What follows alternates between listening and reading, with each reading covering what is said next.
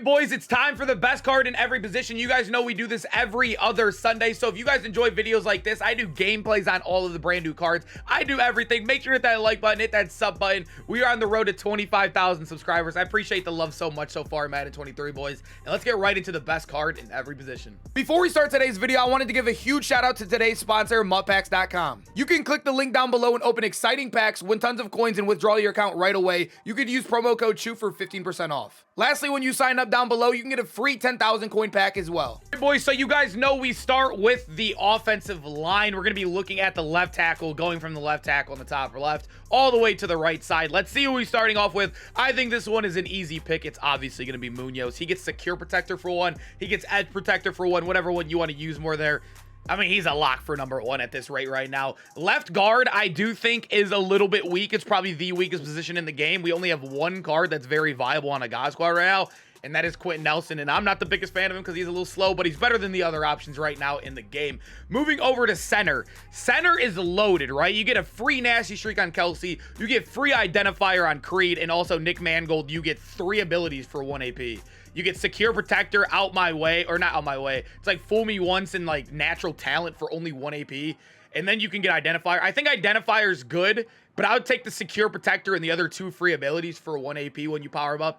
It's very good stack. I think identifier is really overrated. I'm gonna be honest. I don't think I need to see the opponent's player, but I would take Nick Mangold any single day over him, especially going on that Legends team as well. But moving over to the right guard position, Marshall Yanda, 100% number one right now. I hated Alex Capo. Will Shields' abilities aren't the best. Marshall Yanda's not bad. You got to power him up, obviously, to get abilities. Both of these guys, you have to power up to get abilities, which really does suck. But moving over to the right tackle position, I think this one is an easy one. Ryan Ramczyk is the only one that's like a higher overall that gets the 1 AP edge protector. So we're going to lock him in right there. The offensive line, we usually fly through because it's not the most exciting part of the list. Now getting into the skill positions, we're going to be looking at the tight end right now. The tight end is obviously Rob Gronkowski, but now at the time of recording, he's not even close to being able to get fully powered up. So we're not even going to put Gronk here. Obviously, he's number one, but we know who's number one right now. George Kittle took over the Taysom Hill route. Look at that compared to Taysom Hill. He's taller than Taysom. He's also much bigger than him. He's faster than him. He's better at every stat, and he also gets 0 AP short in. He is by far the best tight end in the game right now. You can use, definitely go get George Kittle, the only 94 speed tight end in the game right now as well.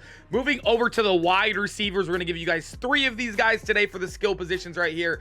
And yes, we've gotten a lot of new cards, but I think the top 3 is pretty locked in right now. T.Y. Hilton, he gets short out elite and short in elite for 1 AP total. So he gets both of the best meta abilities on offense for the wide receiver for 1 AP total. There's only one other player in the game that gets that, and it's Adam Thielen. So yeah, T.Y. Hilton, fastest wide receiver in the game as well. He has to be in the top 3 right here. And then the next guys, I think it's pretty easy. CeeDee Lamb, 0 AP, short and elite, must have on the field. He was on every single MCS player's field in the tournament. You guys know the top 8 where they're playing for thousands, like $50,000.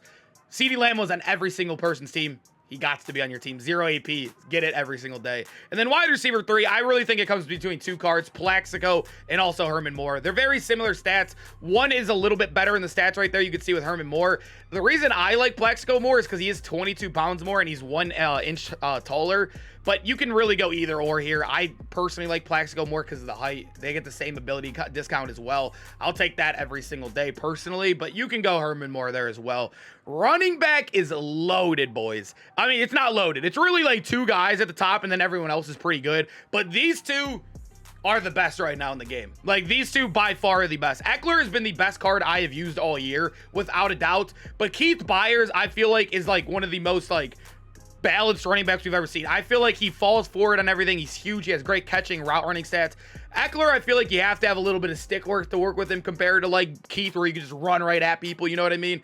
I feel like you can go and either of these guys here. I'm honestly just going to put them both here because I love them both. I think in a God squad, if you can get them both, definitely go pick up Eckler and Keith Byers. He gets goal line back for 0. He gets evasive for 0. Very fun combo to switch back and forth.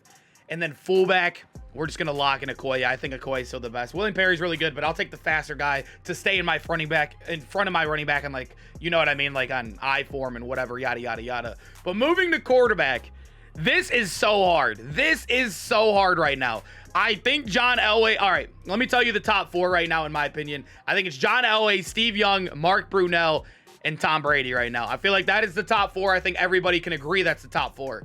But the problem is what do you want as a quarterback? If you want a cheap Power Master stack, go with Mark Brunell. He gets it for 5 AP, but you don't get Gunslinger, which does end up sucking. Steve Young, if you're not using Haro Master, he gets 3 AP Gunslinger and also Sephi Lead, which is insane. That is insane in the game, but he doesn't have the Slinger one release. And then Tom Brady gets the God stack for 7 AP, which is amazing. And then John Elway is still a god right now in the game. He gets the Gunslinger for discount. It's tough for you to say. I think it really goes off what your play style is. I think the most... If you had to do a poll between it, I think people would still vote John Elway. I think Mark Brunell probably is number 2 right now.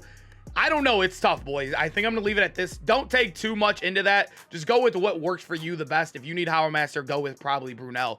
You know the deal. Just take what works for you the best. But here's what I have as the best card in every position on offense. All right, boys, we're on to the defensive side of the ball, and it is loaded over here as well. I think the positions are it's much more decisive over here than it is on offense. I think offensive is kind of clear cut, but over here on defense, it's a little bit more tricky. Like right here, Sammy Knight, he'd probably, you would see the price, you'd see the overall, and it's like, if you just got the game brand new, you'd probably think this guy's like the best card in the game, but they gave him not the best abilities. He gets 0 AP pick artists, but he gets deep in zone KO, which is probably one of the worst ones in the game. And then he gets mid zone KO, which isn't terrible, but it isn't like the best, like a flat zone or a deep out zone KO right now in the game.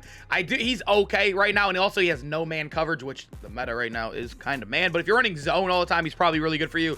I still think it's Ronnie Lott. This guy is 90 plus in both man and zone. He's 95 speed. He still has really good height on him. He hits harder than everybody. He has 95 block shot, I think it is as well. It's in the, like, I know it's 93 plus. I know that for sure. Ronnie Lott, amazing right now in the game. I like Thomas Davis too. You can see he's a little bit better right here, but Ronnie Lott also gets amazing abilities. He gets, I think, 0 AP pick artist as well, or I think it's 1 AP, but he does get the inside shade too for 2. He's like one of the only players in the game that gets that discounted as well. Moving over to right outside linebacker, boys.